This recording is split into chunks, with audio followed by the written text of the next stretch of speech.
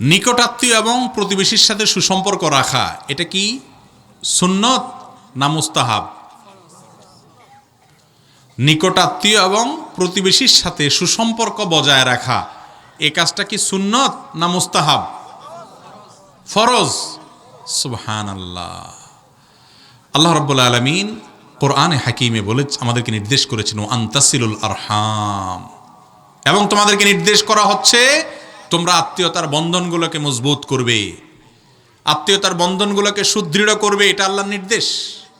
ভাইরা আমার, আমাদের সমাজে সবার সাথে দোস্তি ভালো, কোথাকার কোন দোস্ত, কোন দেশে, কোন জেলার, আর ফেসবুকের দোস্ত তো বলতেই নেই। সস্তা দোস্ত আছেই আজকাল, 5,000 দোস্ত এক একজনের কাছে, হ্যাঁ 3,000 4,000 করে দোস্ত এক একজনের কাছে। আহা, এই সময়টাতে আত্মীয় স্বজনের সাথে যে সুসম্পর্ক রাখতে হয়, মোহাব্বতের সম্পর্ক রাখতে হয়, খোঁজ খবর নিতে হয়, এই জিনিসটা আমরা ভুলে গেছি। এটা ফরজ কাজ। আত্মীয়তার সম্পর্ক রক্ষা করা কি ভাই? ফরজ।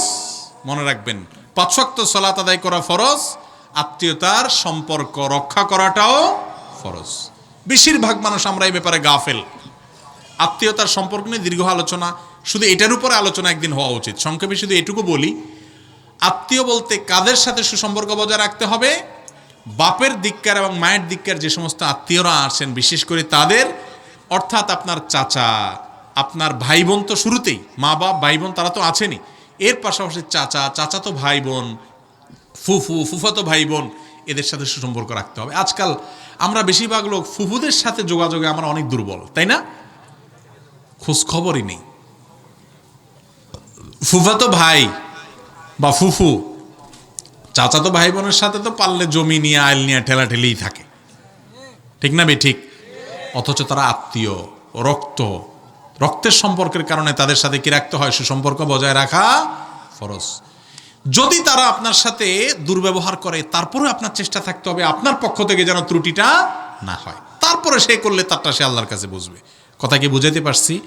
এখন আমার এই ভাই প্রশ্ন করেছেন যে প্রতিবেশীর সাথে আত্মীয় স্বজনের সাথে সুসম্পর্ক রাখার গুরুত্ব নিয়ে বলেন। গুরুত্ব নিয়ে তো বলতে গেলে অনেক সময় বলবো, শুধু এটুকু বলি, আত্মীয়ের সাথে যদি কেউ সম্পর্ক ছিন্ন করে, নবী আলাইহিস সালাম বলেছেন লা ইয়াদখুলুল জান্নাতা কাতিআ, জান্নাতে কয়েকটা শ্রেণী মানুষের জন্য নো এন্ট্রি করা আছে, এরা ঢুকতে পারবে না। তার ভিতরে এক শ্রেণী মানুষ হলো, যত সালাত সিয়াম করো, যত জিকির আজকার করো, ওয়াজ শোনো আর ওয়াজ করো, রক্ত সম্পর্কীয় আত্মীয়কে যদি সম্পর্ক ছিন্ন করো, তার সাথে কথাবার্তা না বলো, যেই যুক্তিতে হোক তারা যদি ত্যাগ করো, তাকে যদি তুমি যোগাযোগ বিচ্ছিন্ন করে ফেলো, তাহলে এই ব্যক্তি সম্পর্কে নবীজি বলেছেন এই জান্নাতে প্রবেশ করতে পারবে না। কত বড় ব্যাপার চিন্তা করছেন? আত্মীয় স্বজনের খোঁজ খবর নেবেন তো ইনশাআল্লাহ। ভাই, একসাথে থাকতে গেলে মনোমালিন্য হবে, বোঝাপড়ার গরমিল হবে, হইতেই পারে। তারপরে সম্পর্ক কি করা যাবে না? ছিন্ন করা। মনের কষ্ট থাকতে পারে, কিন্তু কথা বলবো না, চিরতরে যোগাযোগ রাখবেন, এটা করা যাবে না। 3 দিন রাগ করে থাকতে পারেন, ঠিক আছে, কথা বললাম না, কিন্তু এর বেশি করা কি হবে না? জায়েজ হবে না। এটা আমরা অনেকে বুঝি না। আর প্রতিবেশী, আল্লাহু আকবার, প্রতিবেশীর সাথে দেখেন, আমি একটা কথা সবসময় বলি, আমরা কোরআন হাদিস যতটা বুঝি, ইবলিসের চেয়ে একটু বেশি বুঝি। কারণ কি? কারণ আমাদের কাজ জান্নাতে যাওয়া, আর ইবলিসের কাজ হলো আমাদেরকে কোথায় নেওয়া? জাহান্নামে নেওয়া। সে আমাদের শত্রু, আমাদের বাপ আদমের শত্রু। আমাদের বাপ আদমকে সেজদা না করার কারণে আল্লাহ জান্নাত থেকে বের করে দিছে। এই জন্য সে ওর পথ থেকে শত্রুদের শুরু করছে। আল্লাহ তাকে সে সুযোগ দিছে আমাদের পরীক্ষার জন্য। এখন দেখবেন আপনি, যেটা আপনার জন্য বেশি উপকারী, ইবলিস আপনার থেকে ওইটা সরায় দিবে, আপনাকে ওটা করতে দিবে না। আপনি দেখেন সবার সাথে সম্পর্ক ভালো, বেশিরভাগ লোক প্রতিবেশীর সাথে সম্পর্কটা খারাপ, ঠিক না ভাই ঠিক? পাশের বাড়ির লোক, পাশের ঘরের লোক, মুরগি নিয়া, হাঁস নিয়া, এটা নিয়া, সেটা নিয়া, যেন তেন বিষয় নিয়া ঝগড়াঝাটি লেগেই থাকে, ঠিক না ভাই ঠিক? ওই দূরের লোকের সাথে ঠিকই সম্পর্ক ভালো, অথচ যে আপনার প্রতিবেশী, যে আপনার কাছের লোক, তার সাথে আপনার সুসম্পর্ক থাকতে হবে, তার সাথে আপনার ভালো সম্পর্ক থাকতে হবে। নবী করিম সাল্লাল্লাহু আলাইহি ওয়াসাল্লাম বলেছেন, জিবরিল আমাকে বারবার, ফেরেশতা জিবরিল আয়েশা বলতেছিলেন যে আপনি প্রতিবেশীর সম্পর্কে দায়িত্বশীল হন, সচেতন হন। এত বেশি বলতেছিল, আমার মনে হচ্ছিল যে কখন না জানে জিবরিল আয়েশা বলে আপনি মারা গেলে আপনার সম্পদে প্রতিবেশীর ভাগ থাকবে। এইরকম মনে হচ্ছিল আমার কাছে, এত বেশি গুরুত্ব দেওয়া হচ্ছিল। তিনি বলেছেন, লা ইউমিনু আহাদুকুম, তোমাদের কেউ ততক্ষণ পর্যন্ত পূর্ণাঙ্গ ইমানদার হতে পারবে না, মাল্লা ইয়ামানু জারুহু বাওয়াইকাহু, যে ব্যক্তির ক্ষতি থেকে, অনিষ্ট থেকে তার প্রতিবেশী নিরাপদে থাকতে পারে না। এই জন্য ভাইরা, প্রতিবেশীর সাথে সম্পর্ক ভালো রাখবো তো ইনশাআল্লাহ। আগে থেকে সম্পর্ক খারাপ আছে, অভিমান, রাগ সব জান্নাতে যাওয়ার আশায়, আল্লাহকে খুশি করার আশায়, মালিককে সন্তুষ্ট করার আশায় সব কোরবানি করে দিয়ে হাসি মুখে তার সাথে মিশবেন। একটু ছোট হবেন কিন্তু আল্লাহর কাছে বড় হবেন। করা যাবে তো ইনশাআল্লাহ? আল্লাহ তাআলা তৌফিক দান করুন। এরপরে মানুষের সাথে ভালো ব্যবহারের গুরুত্ব সম্পর্কে বলুন। মানুষের সাথে ভালো ব্যবহারের গুরুত্ব সম্পর্কেও অনেক লম্বা আলোচনা করতে হবে। শুধু সংক্ষেপে এটুকু বলি, যে ব্যক্তির আচরণ যত ভালো, যে ব্যক্তির আখলাক যত ভালো, তার কিয়ামতের দিন নেক আমলে পাল্লা তত ভারী হবে। নবী করিম সাল্লাল্লাহু আলাইহি ওয়াসাল্লাম বলেছেন তিরমিজি বর্ণিত হাদিসে, মা মিন আমালিন আসকালু ইয়াউমাল আসকালু মা মিন আমালিন আসকালু মিন হুসনিল খুলকি ইয়াউমাল কিয়ামাতি ফিল মিজান, আও কামা ক্বালা আলাইহিস সালাতু ওয়াস সালাম। কিয়ামতের দিন মিজানের পাল্লা যখন আমল পরিমাপ করা হবে, বান্দার নেক আখলাক, সুন্দর আচরণ, ব্যবহারের চাইতে উত্তম কোনো আমল আর নেক পাল্লা উঠবে না। সবচেয়ে ভারী আমল হবে যার আচরণ সুন্দর হবে। একজন মুসলমানের চিত্র কি করোনা দিছে জানেন? কারোর সাথে দেখা হবে তো মুস্কি হাসি দিয়ে, সালাম দিয়ে, হাসি মুখে কথা বলবে, কারোর পেছনের সমালোচনা করবে না, কাউকে কষ্ট দিবে না, কারোর হক নষ্ট করবে না, কারোর শত্রুতা করবে না। এই সব ভালো গুণগুলা হলেই সে ব্যক্তি খাঁটি মুসলমান, আসল মুসলমান। আমরা সবাই উপর দিয়ে গেট আপ সেট আপটা মুসলমানের লাগাই, কিন্তু আখলাক আচরণ সব, মানুষ তো দূরের কথা, মুসলমান তো দূরের কথা, ওই পশু পাখির মতো। ঠিক না ভাই? ঠিক। আল্লাহ তাআলা আমাদেরকে উত্তম আচরণওয়ালা মানুষ হওয়ার তৌফিক দান করুন। 7 দিনের পরে আকিকা করা যাবে কি না?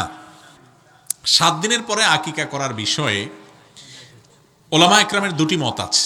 বিশুদ্ধতম মত হলো 7 দিনের পরেও আকিকা করা যাবে, কিন্তু সুন্নাহ হলো 7ম দিনে আকিকা করা, কিংবা 14 বা 21তম দিনে আকিকা করা। পরে করলেও হয়ে যাবে, বিভিন্ন রিওয়ায়াত থেকে পরে করার বিষয়টিও সাবেত আছে।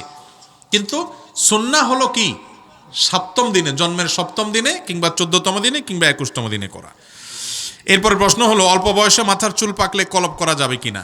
অল্প বয়স হোক আর বেশি বয়স হোক, চুল যদি পেকে যায়, নবী আলাইহিস সালাম বলেছেন, জান্নিবু গায়্যিরু হাযা শাইবা ওয়া জান্নিবুহু সিওয়াদ, তোমাদের চুল দাড়ি পেকে গেলে এটাকে কালারফুল করো, পাকা সাদা রাখি দিও না।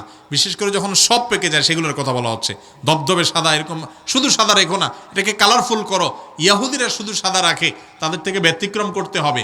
তো কালারফুল করতে গিয়ে আবার দেখিও ব্ল্যাক করিও না, কালো করা যাবে না। ওয়াজান্নিবুহু সিওয়াদ, কিন্তু কালো কালার করা যাবে না। কালো করা যাবে না কেন? আল্লাহ ভালো জানে। একটা হিকমত এটাও, কালো করলে, বিশেষ করে বয়স্করা যখন কালো করেন তখন ওটা জোয়ান সাজার জন্য হয়, আছে না নাই? জোয়ান সাজার জন্য। কিন্তু বেচারা পারে না, তো এদিক দিয়ে কালো করে, এদিক দিয়ে আবার গোড়াতে বাইরে হয়ে যায়, তার গোমর ফাঁস হয়ে যায়। ঠিক না? চেষ্টা করে একটু জোয়ান সাজতে, কিন্তু বেচারা 2-4 দিন পারে, কয়দিন পরে আস্তে করে গোড়ার থেকে আবার গজায়, বোঝা যায় 2 নম্বরই করছে। ঠিক না? মানুষের নেচার হলো, বেশিরভাগ লোক বয়স যখন 40-এর নিচে থাকে তখন সে বয়স কমায়, মানে সে ইয়াং, এটা প্রমাণ করার চেষ্টা করে।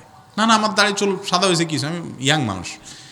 আর 40 পার হয়ে গেলে তখন আবার বয়স বাড়ানোর চেষ্টা করে, মানে যত বেশি হয় তত উনি কি হয়, উনি সিনিয়র, এটা বোঝানোর চেষ্টা করা হয়। ইমানদার 2 নাম্বারই করবে না, যা আছে তা, এটাকে লুকোচুরি করার চেষ্টা করবে না, চালাকি করবে না। দাড়িতে, চুলে, এখন আপনি বলবেন যুবক মানুষ, তার তো বয়স বেশি হয় নাই, তাহলে সে তো আর লুকোচুরি কিছু করতেছে না, যা করতেছে সত্য করতেছে। হ্যাঁ, সত্য করতেছে, কিন্তু হাদিসে যে কালো ব্যবহার করতে নিষেধ করা হয়েছে, এর অবশ্যই কোনো না কোনো হিকমা আরও আছে, আমভাবে হাদিসে নিষেধ আছে। এই জন্য যুবক হোক আর বৃদ্ধ হোক, আপনি মেহেদি দিয়ে কালার করেন। আজকাল তো মেহেদি কালার খুব দারুণ কালার, ইয়াংরাও করে, সুন্দর হয় আরও বরং। 2-4টা-5টা চুল, অল্প কিছু চুল পাকলে সেখানে মেহেদি কালার লাগান, খুব সুন্দর হবে ইনশাআল্লাহ বিদিনিল্লাহ, কিন্তু কালো করা যাবে না, হাদিসে নিষেধ আছে।